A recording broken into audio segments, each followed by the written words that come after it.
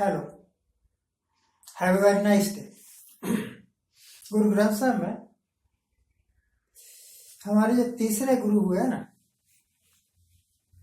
गुरु अमरदास जी, उनकी वाणी की एक लाइन है कि राम राम सब को कहे, कहे राम न होई।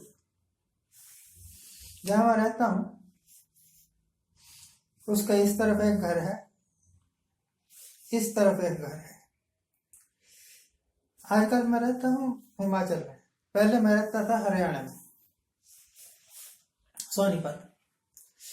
तो इधर वाले जो भाई साहब थे ना, लगभग 3 बजे उठ के और ऊंची आवाज में राम राम राम राम राम राम ऐसे कहना, आजा राम आजा राम आजा राम आजा आजा राम आजा, ऐसे करके कई बार उनको पता भी नहीं लगता था कि और वो गलत भी बोलते थे। राम आजा आ रहा फिर राम राम ऐसे करके। और थोड़ी दूर एक मुस्लिम था, वो बाजार में, सोनीपत में ना हिंदू मुसलमान ऐसे दोनों कास्ट रहती, सिख भी हैं थोड़े। तो जब भी उसने मिलना, अल्लाह अल्लाह अल्लाह अल्लाह ऐसे करना। कोई बात भी पूछे ना उससे तो बात, हाँ ये गली फलानी जगह जाती है, ये इधर जाता है, और इधर आप बात सुन, ऐसे दूसरों को भी बुलाते रहना। और जैसे ही बात खत्म हुई फिर अल्लाह अल्लाह अल्लाह। क्या कर रहे हैं ये। एक बार मैं गुरुद्वारे में चला गया, तो वो कहता है गुरुद्वारे में होता देखा, बड़े प्रेमी ज्ञानी था बेचारा। कहने लगा जब आप चलते हो ना या घर में बैठे हो तो वाहेगुरु वाहेगुरु वाहेगुरु वाहेगुरु कहा कर। क्रिश्चियनिटी के लोग नहीं थे, नहीं तो वो भी अपना कोई नजरा मेरे ऊपर गिरा ही देते। मैं सोचता था ये जो राम राम राम राम कह रहा है, ये जो अल्लाह अल्लाह कह रहा है, और वो कह रहा है वाहेगुरु वाहेगुरु वाहेगुरु वाहेगुरु कह रहा है। अगर दो लफ्जों से, राम कहने से या अल्लाह कहने से या वाहेगुरु कहने से सारे काम बन जाते,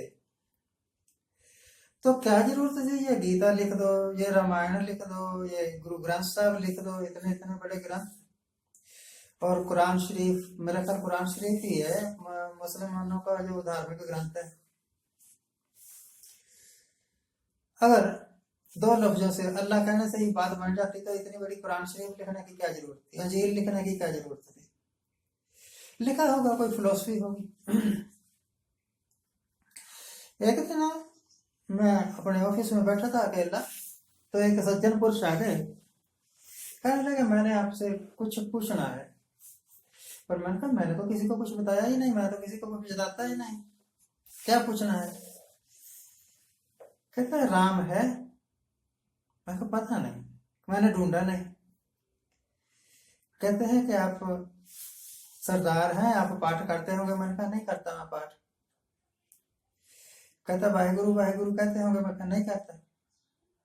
राम राम कहते होंगे। मैंने कहा कुछ नहीं कहता मैं, मेरे पास ऐसा पखंड है ही नहीं। कहने लगे तो फिर नास्तिक है। मैं कहा नहीं नास्तिक तो नहीं। फिर मैंने कहा देखो भैया, जो आपको रटाया गया है ना कि राम राम कह, सीता सीता कह, जय राधे श्याम कह, वाहेगुरु कह, अल्लाह कह, ये सब मन घड़ंत है, मैन मेड है। इनका भगवान के साथ कुछ लेना देना है नहीं। और तू कहता है लगा रहा राम राम राम राम सीता सीता, जो कुछ भी कहना है कहता रहा कहता रहा कहता रहा, इससे कुछ होने वाला नहीं है। मैंने कहा कि ये सारा पखंड करने का मतलब है भगवान को याद करना, और भगवान को उसका नाम लेकर याद नहीं किया जा सकता। इसको ऐसे समझ लो कि एक माँ है, अपने बच्चे से दूर है, तो 2-4-10 घंटे के लिए दूर है, बच्चा घर में है, माँ ड्यूटी कर रही है। दिल करता है उसका जल्दी से जल्दी छुट्टी हो, मुझे मैं घर जाऊं और अपने बच्चे को देखूं, क्योंकि बच्चा बहुत छोटा है। तो जब वो अपने बच्चे से दूर है और काम कर रही है, ड्यूटी कर रही है, और लालसा है उसके मन में कि जल्दी से छुट्टी हो और मैं घर पहुंच जाऊं, तो उस दौरान 2 घंटे 4 घंटे या 10 घंटे जितनी भी उसकी ड्यूटी है, उस दौरान वो बच्चे का नाम थोड़ी ले रही है कि पप्पू तू मुझे याद आ रहा है, पप्पू तू मुझे याद आ रहा है, ऐसे करके जो भी नाम रख लो, कोई भी बच्चा नहीं कहती, परंतु हर वक्त उसके दिमाग में अपने बच्चे की तस्वीर है, अपने बच्चे की याद है।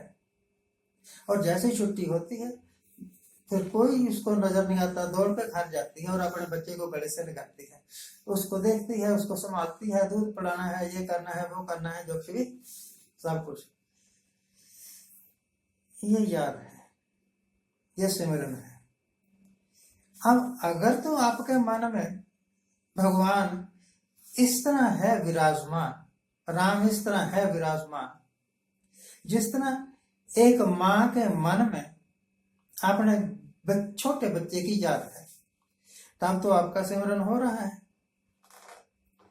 अगर सिर्फ जुबान से ही है, तोता रटंत राम राम राम राम राम राम अल्लाह अल्लाह अल्लाह, तो ये कोई सिमरन नहीं है, ये सब पखंड है। इससे अच्छा तो आप गुरु ग्रंथ साहब खोलो, उसका 1 2 4 पेज 10 पेज पढ़ो, गीता पढ़ो, रामायण पढ़ो, शायद कुछ मिल जाए। वैसे तो रामायण एक कहानी है, वैसे तो गीता संस्कृत में लिखी गई है, कठिन है, हर एक पंडित ने अलग अलग अर्थ किए हैं उसके, तो किसको मानो किसको ना मानो। अंजीर के बारे में हम कुछ जानते नहीं, इस करके उसके बारे में बोलते भी नहीं, परंतु कहा यही होगा कि अच्छे अच्छे काम करो, लोगों को प्यार करो, दूसरे को दुख मत दो, सच बोलो, ऐसे ही होती है। ये धार्मिक बातें तो ऐसे ही होती है। आप स्कूल जाते हो तो लिखा होता है, आजकल पता नहीं लिखा होता है कि नहीं, जब when I was a student I used to go to school, तब की बात कर रहा हूँ। Honesty is the best policy दीवारों पर लिखा होता था, सदा सच बोलो। किसी ने बताया ही नहीं कि सच बोलने के नुकसान कितने हैं। ऑनेस्टी इज द बेस्ट, ईमानदारी सबसे बड़ा धन है। किसी ने बताया ही नहीं कि बेईमान ज्यादा फलते फूलते हैं, ईमानदार तो बेचारे धक्के खाते हैं। तो मेरा ज्ञान डिफरेंट है, आपके साथ मैच नहीं करेगा भाई साहब, आप वही करते रहो। Radhe Radhe. Thank you very much for watching, keep watching, please subscribe my channel. अगर आपको इस बातचीत से कुछ प्राप्त हुआ है तो कमेंट में जरूर बताना। Thank you.